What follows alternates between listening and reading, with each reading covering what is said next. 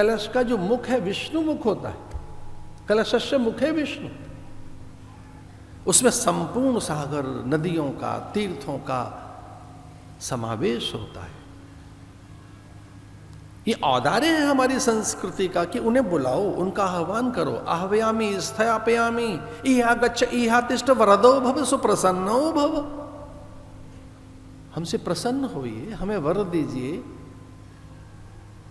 आह्वान किया गया जल के माध्यम से, नीर के माध्यम से नारायण का आह्वान, उस परम पुरुष का आह्वान। प्रणाम कीजिए, वंदन करो, आह्वान करो। आह्वयामि स्थापयामि पूजयामि। आ परमात्मा मेरे मन में जग, ईश्वर जगो मेरे मन में, आप जगो प्रभु, आप जगो मेरे सर्व जगो, सर्वत्र जगो। दुखांतक खेल का अंत करो, सुखांतक खेल प्रकाश करो। प्रभु आप जगो, परमात्मा जगो, मेरे सर्व जगो, सर्वात्मा जगो। आह्वान कीजिए ना। इतना यांत्रिक, इतना ये एक मोनोटोन क्या है? दिया बाती, अरे दिए में भी तो प्रकाश का आह्वान करोगे। देखो ये निकला प्रकाश, अगरबत्ती जलते ही सुगंधा बिखर गई चारों ओर। ऐसे मेरे सत्कर्मों की सुगंध सर्वत्र बिखर जाए, मेरे शुभ कर्मों की सुवास, सुगंधा। ये सच है कि दोनों चीजें बिखरती हैं, दुर्गंध भी, आपके पाप की दुर्गंध भी बिखरती है। भले ही न लगे पता लोक को, परलोक तक पहुंचती है वो परलोक तक पहुंचती है। अन्न की गंध, यहां जो हम आहुति दे रहे हैं, ये स्वाहाकार जो हमारी आहुतियां हैं, उसकी गंध, उसकी सुगंध, उसकी धूम्र के द्वारा तरंग स्पंदन अनंत आकाश की ओर देव द्वार को थपथपाते हैं। तत् तत् तत् तत् देवलोक में जहां जहां आप आहुतियां दे रहे हैं। इसलिए आरंभ में प्रणाम करना चाहिए। घट स्थापन, दीप जलाओ, वो प्रकाश साक्षी है, कर्म साक्षी बताया गया। दीपक कर्म साक्षी है, आपका गवाह है, इसे दीप जलाया जाता है। घट रखा जाता है शुभता के लिए, मांगल्य के लिए, स्वास्थ्य बनाया जाता है।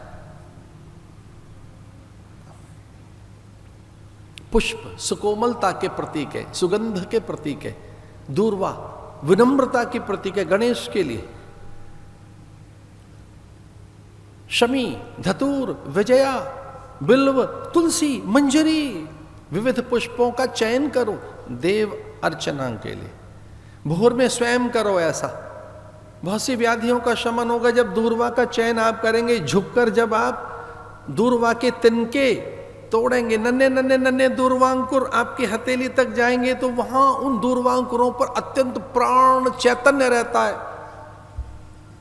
आपके मनोन्माद शांत होगा, आपकी निद्रा ठीक होगी, आपके भीतर की उत्तेजना, व्याकुलता, अवसाद, भय और नाना प्रकार की आपकी दुश्चिंताओं का निवारण होगा जब झुककर दूर्वांकुरों का चयन करोगे। पुष्पों का, बिल्व पत्र, मंजरी, शमी पत्र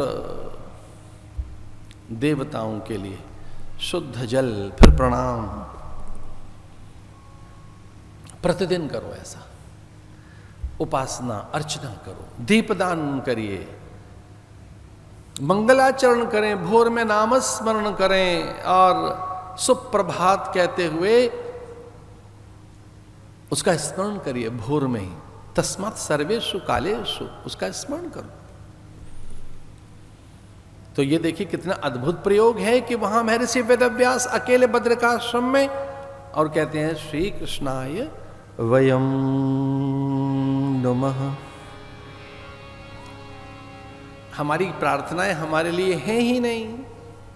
सर्वे भवन्तु सुखिनः, सर्वे सन्तु निरामया, सबके निरामय के लिए।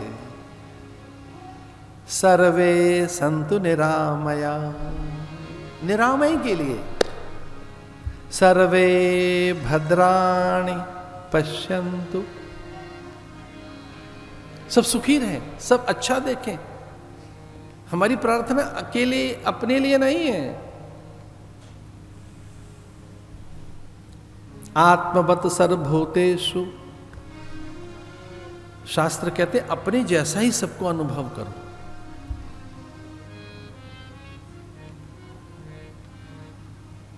आत्मना प्रतिकूलानि,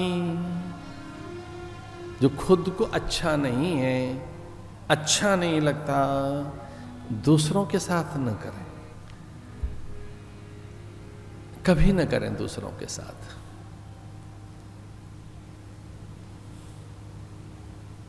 भागवत के पहले श्लोक में प्रणाम है, धरती माता को प्रणाम किया करो, उससे दोष की निवृत्ति होती है, धन धान्य की वृद्धि होती है। भोर में ही पहले धरा को शीश झुकाओ। समुद्र वसने देवी, हम बड़े भाग्यवान हैं कि हम यहां अकेले भगवान के पास नहीं हैं। रुक्मणी, सत्यभामा, जामवंती, कालिंदी, मित्रविंदा, नागनजिति, ऐसे हम उनके संपूर्ण परिकरों के साथ। मैं बहुत आदर के साथ कहना चाहूंगा, जहां ब्रह्मा ब्राह्मणों के झुंड में खड़े रहते हैं द्वार पर, जिसकी देहरी पर, उसका नाम है द्वारिकाधीश। ब्राह्मणों के झुंड में, सन्यासियों के समूह में शिव स्तुति कर रहे हैं। जहां इंद्र आदि, यम, वरुण, कुबेर, सनकादिक और नारद यहां दुंदुभि, यहां स्तुति करते। युद्ध की दुंदुभि छोड़कर देवगण, कार्तिकेय आदि शीश झुकाए खड़े।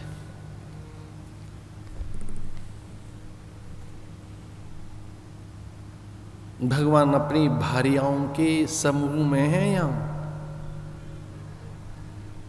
स्वयं बद्रिकाश्रम से श्रीमन नारायण बद्रीनाथ भी रात्रि में विश्राम करने यहीं आते हैं।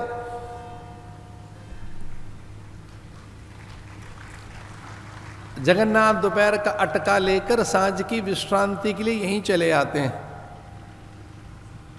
कितनी देर तक बहन के साथ रहें, ना तो भगिनी है, भारिया तो है नहीं। ज्येष्ठ भ्राता शेष कितने विनम्र, मूक रहते हैं, शांत हैं। इतनी सामर्थ्य के स्वामी बलभद्र, बलदेव, देवताओं से भी बड़ा बल जिनके पास है, जो सुभद्र है, संकर्षण है, जो शेष है, अपने शैया पर स्वामी के लिए तत्पर है। ऐसे बलभद्र के साथ जगन्नाथ, अपनी भगनी सुभद्रा के साथ जगन्नाथ पुरी में, लेकिन विश्रांति के लिए, नित्य विहार करने के लिए जगन्नाथ द्वारिका में आते हैं। द्वारिका में वहां तप कर रहे हैं। वहां बद्रिकाश्रम में, बदरी कहते हैं बेर को, बदरी बन गई लक्ष्मी। वहां हिमालय में बदरी, तुलसी बन गई, बदरी बन गई, वनस्पति बन गई। लेकिन नित्य विहार है द्वारिका में बदरीश का, जगन्नाथ का।